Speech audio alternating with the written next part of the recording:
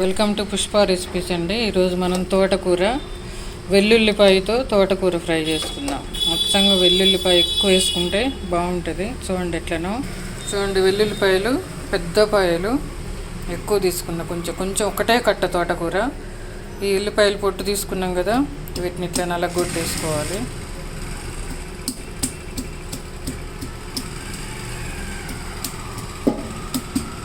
పెద్ద పాయలు 4-5 తీసుకున్నా కదా, ఇట్లా నలగొట్టేసుకోవాలండి ఉల్లిపాయలు. చూడండి ఇట్లా.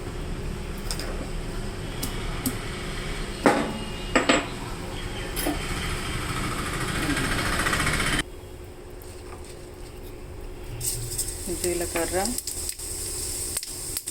ఆవాలు, మినప్పప్పు,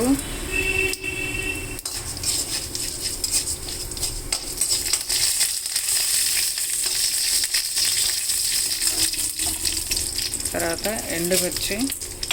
తోటకూరకు ఎండుమిర్చి వేయాలండి. ఎండుమిర్చితో ఫ్రై అయితే బాగుంటుంది. పొడి కూర నేను చేసేది సింపుల్గా అన్నట్టు, ఏం వేయకుండా మనకు అచ్చంగా తోటకూర సింపుల్గా చేసేస్తున్నా.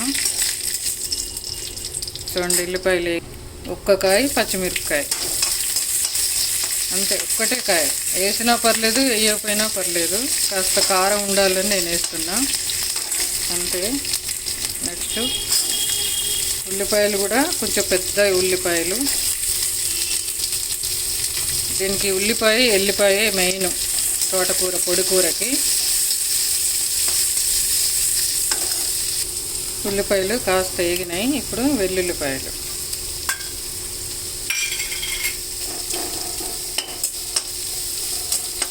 ఇది కూడా ఒక 2 మినిట్స్ వేగాలి. చూడండి, నూనె కాస్త తగ్గించేసాను నేను. తర్వాత మళ్ళీ మనం దించేప్పుడు కాస్త బటర్ వేసుకుంటాం కాబట్టి నేను ఇప్పుడు నూనె కాస్త తగ్గించేసాను. చూడండి, ఉల్లిపాయ వేగిన వాసన వచ్చింది. ఇప్పుడు తీసేది అయిపోయింది. దీంట్లో పసుపు వేసుకుందాం. చూడండి, తోటకూర మంచిగా కడిగి చిన్నగా కోసుకోవాలి. నీళ్ళు లేకుండా చిన్నగా కోసుకుంటే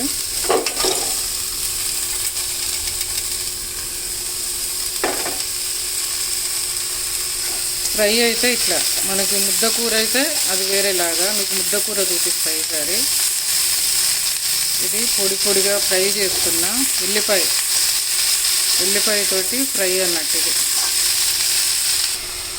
చూడండి, దీనికి సరిపోను సాల్ట్ వేసుకుందాం.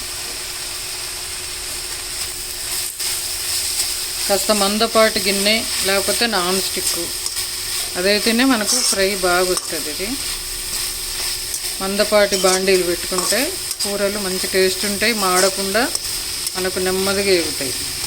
ఈ టైపు బాండీలు బాగుంటాయి. చూడండి, ఇట్లా కూరలు మంచి టేస్ట్ వస్తాయి, మాడకుండా బాగుంటాయి.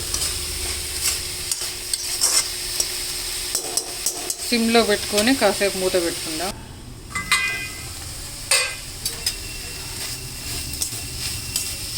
చూడండి, సిమ్లో పెట్టి ఇట్లా వేయించుకుంటే బాగుంటుంది తోటకూర. ఇంకా కాస్త ఇంకొక 5 మినిట్స్.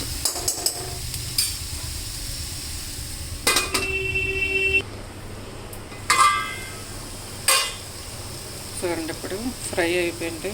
కాస్త కొత్తిమీర వేసినా వేయకపోయినా పర్లేదు, అంత ఇంపార్టెంట్ ఏం కాదు. చూడండి, ఒక్క స్పూను అంతే, ఒకటే స్పూను చిక్కగా అట్లా పులిహోర పులుసు పిసికినట్టుగా ఒక్కటే స్పూన్. అది ఎక్కువ వేస్తే మళ్ళీ ముద్దగా అయిపోద్ది కూర.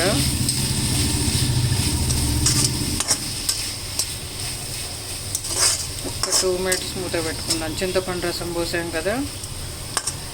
చూడండి ఎంత బాగుందో పొడి కూర. బాగుంటుంది, చాలా టేస్ట్ ఉంటుంది.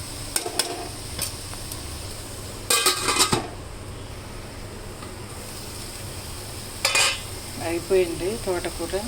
లాస్ట్లో కొంచెం బటరు.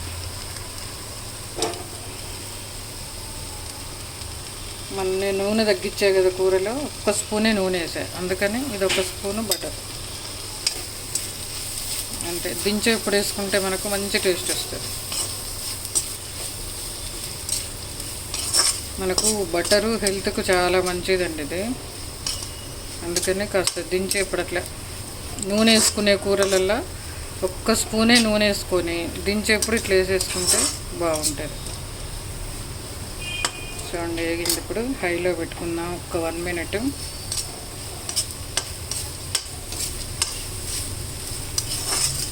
మనం అన్నంలో నెయ్యి వేసుకోకుండా ఇట్లా వేసేసుకుంటే సరిపోద్ది. ఎట్లయినా ఒకటే. అన్నంలో నెయ్యి వేసుకునే బదులు ఒక స్పూన్ బటర్ దీంట్లో వేసేసుకున్నాం అనుకోండి, ఇంకా అన్నంలో నెయ్యి మానేసేయచ్చు. ఈ నూనెల బదులు ఇది వేసుకొని చేసుకున్నాం అనుకో, టేస్ట్ అన్నంలో నెయ్యి వేసుకోకుండా దీంట్లోకి వచ్చేస్తుంది. అంతే, వెల్లుల్లితో తోటకూర పొడి కూర అయిపోయింది.